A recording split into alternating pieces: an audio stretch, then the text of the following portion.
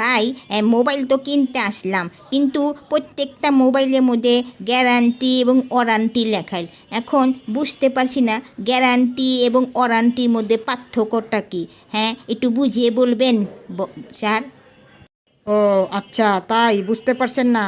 আপনাকে আমি বোঝাচ্ছি। গ্যারান্টি এবং ওয়ারান্টি এর মধ্যে পার্থক্যটা কি, এবার কোনটা বেটার এটা মনে করুন। আপনার বউ অসুস্থ, জীবন যায় যায় অবস্থা, আপনার এই কষ্ট দেখে আপনার শ্বশুর আপনার শালির সাথে আপনার বিয়ে দিয়ে দিল, মানে পুরো এক্সচেঞ্জ। এটা হলো গ্যারান্টি।